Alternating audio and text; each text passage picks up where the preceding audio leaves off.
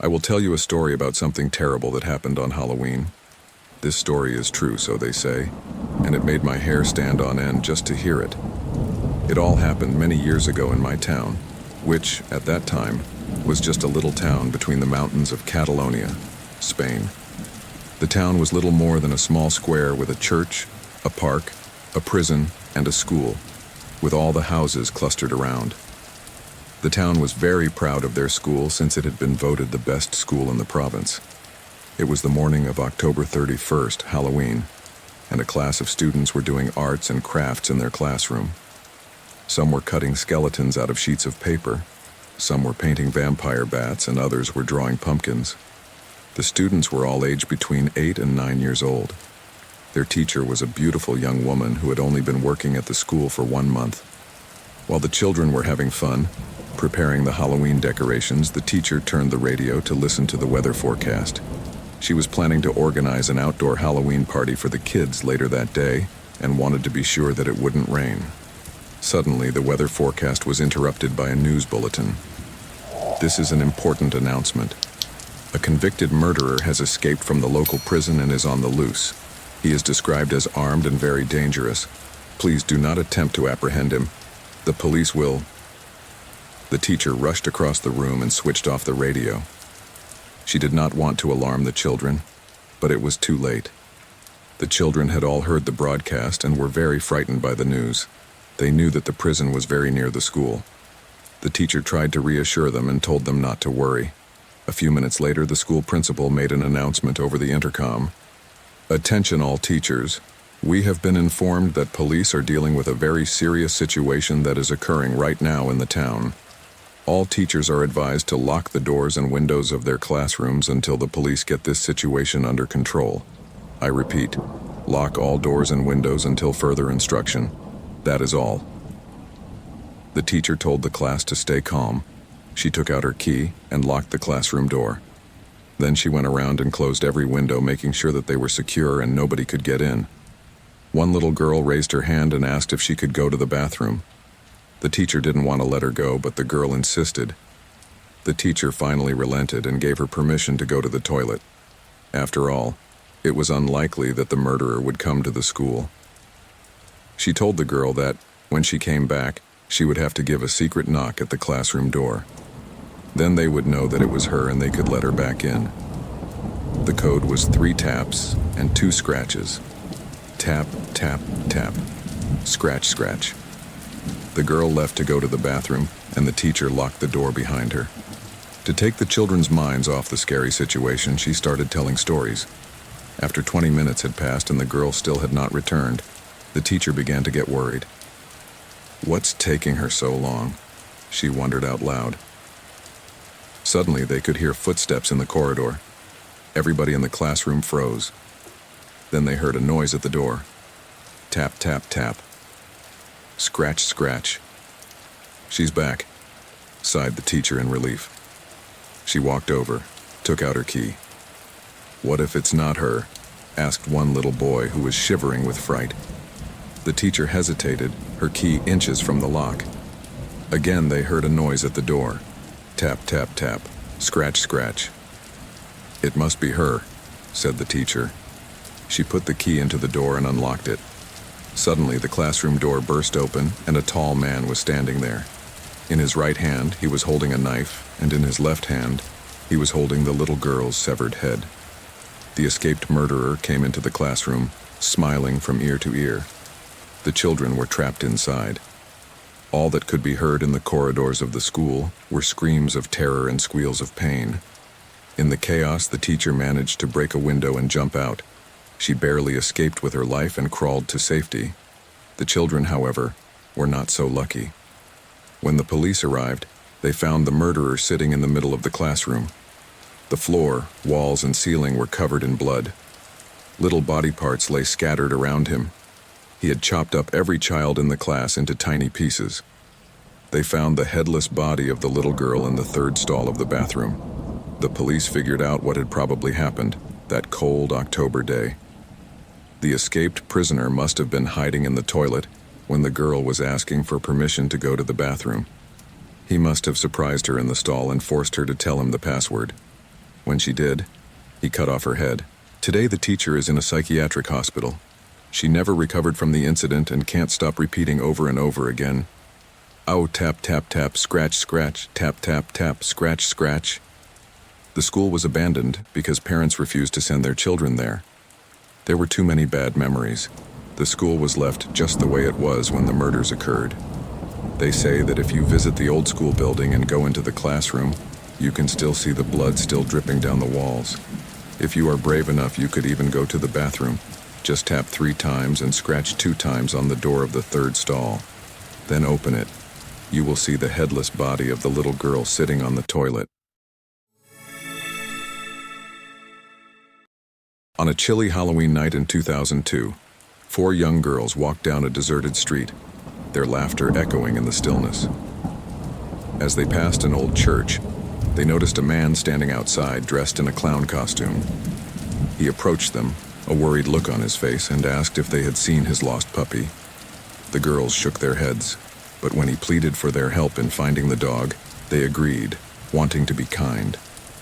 The man led them into the dimly lit church, but as soon as they stepped inside, the door slammed shut behind them.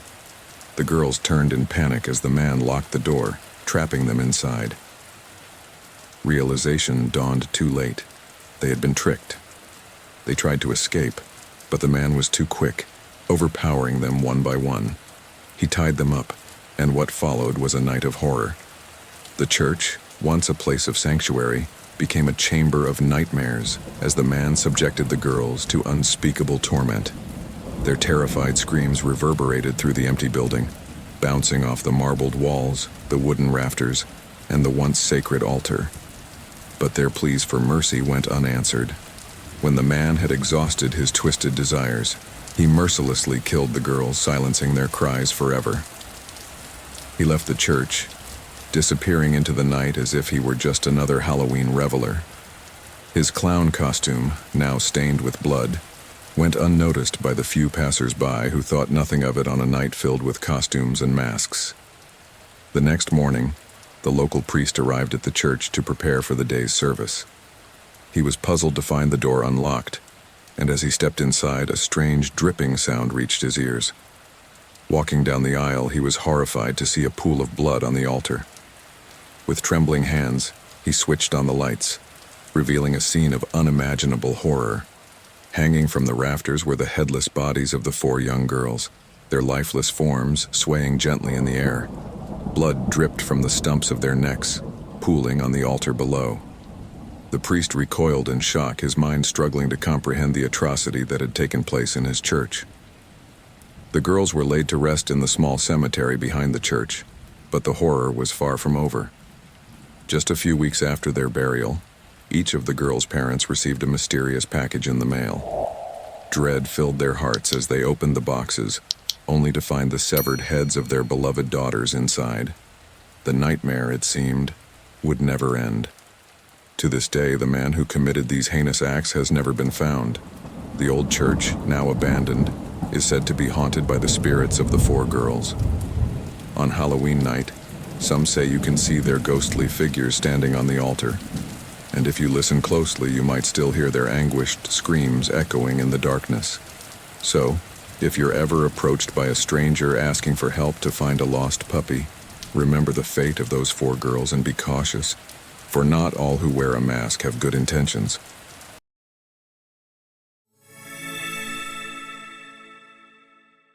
In the small town of Harrow Hill, Halloween was more than just a holiday. It was a time when the town's many legends came to life. Every year, children would dress up in costumes and roam the streets, going door to door for candy, while the older kids sought out thrills and chills in the darkened corners of the town. But there was one place that everyone knew to avoid: the old abandoned factory that loomed at the edge of town, next to a vast, overgrown field. The factory had been closed for decades, ever since a mysterious fire had gutted its interior, leaving only a charred skeleton of what once was a bustling hub of industry. Rumors swirled about the fire. Some said it was an accident, others whispered of foul play. But the most disturbing stories were about the people who had supposedly perished in the flames. Some said their spirits still haunted the ruins, trapped forever in the place where they had met their untimely end. It was said that on Halloween night, the boundary between the living and the dead was at its thinnest, and those brave, or foolish, enough to venture near the factory might hear the voices of the lost souls calling out, begging for help or worse, luring the unsuspecting into their doom. On Halloween night in 2002, 4 teenage girls, Sarah, Emily, Lisa, and Rachel, were walking home from a party. The night was cold, and the air was thick with the scent of damp leaves and distant wood smoke. The girls had known each other for years, and their friendship had grown stronger as they navigated the ups and downs of high school life. As they walked, they chatted about the night's events, laughing and joking, their voices carrying in the crisp night air. Their path took them past the old factory, and as they approached the rusting chain-link fence that surrounded the property, Sarah, who was known for her adventurous spirit, suddenly stopped and turned to the others with a mischievous grin. "You know," she said, "we should totally check out the factory. I mean, it's Halloween. What better night to do it?" The other girls hesitated, glancing nervously at the dark, looming structure. Emily shivered, not just from the cold, but from the creeping unease that had settled over her as soon as they had neared the factory. "I don't know, Sarah," Emily said, her voice wavering slightly. "That place gives me the creeps. You know what people say about it." "Come on," Sarah urged, her eyes sparkling with excitement. "It's just an old building.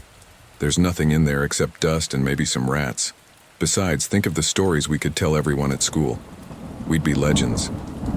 Lisa and Rachel exchanged uncertain glances. They were both cautious by nature, and the thought of entering the factory didn't sit well with them. But they also didn't want to be seen as scaredy cats, especially not in front of Sarah, who had a way of making even the most terrifying experiences seem thrilling. After a moment, Rachel sighed and nodded. "Okay, fine. But let's just take a quick look and then get out of there." "Deal," Sarah said, already making her way to the fence. Emily and Lisa hung back, still not entirely convinced, but too afraid of being left out. As Sarah and Rachel climbed over the fence, the sound of their footsteps echoing in the stillness of the night, Emily felt a pang of dread. Something about this felt wrong, but she couldn't quite put her finger on it. "We'll wait here," Lisa said, her voice barely above a whisper as she watched Sarah and Rachel disappear into the shadows of the factory. Emily nodded, her eyes fixed on the darkened building. The 2 girls stood in silence, the only sound the rustling of the wind through the tall grass that filled the field. Minutes ticked by, and Emily's unease grew with each passing second. "Maybe we should go after them," Emily suggested, her voice trembling. Lisa shook her head. "No way. They'll be back any minute. They're probably just trying to scare us." But as the minutes stretched into what felt like an eternity, their nerves began to fray. The night seemed to close in around them, the darkness becoming heavier, more oppressive. And then, suddenly, the silence was shattered by the most horrifying sound either of them had ever heard. A blood-curdling scream echoed from within the factory, followed by another and another. The screams were high-pitched, filled with terror and pain, and they seemed to go on forever. Emily and Lisa froze, their hearts pounding in their chests, their breaths coming in shallow gasps. "It's them," Emily whispered, her voice barely audible over the pounding of her heart. "Something's happened to them." Without another word, the 2 girls turned and ran, their footsteps pounding against the hard earth as they fled the scene. They didn't stop until they reached Emily's house, where they burst through the door, gasping for breath and wide-eyed with fear. They tried to explain what had happened to Emily's parents, but their words came out in a jumbled, incoherent mess. It wasn't until the police were called that the full story came out, and a search was organized to find Sarah and Rachel. But no trace of the girls was ever found. The police searched the factory from top to bottom, but there was no sign of them.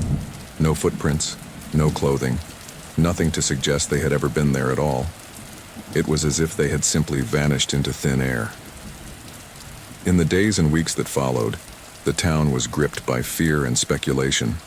Some believed the girls had been victims of foul play, perhaps abducted by someone hiding in the factory.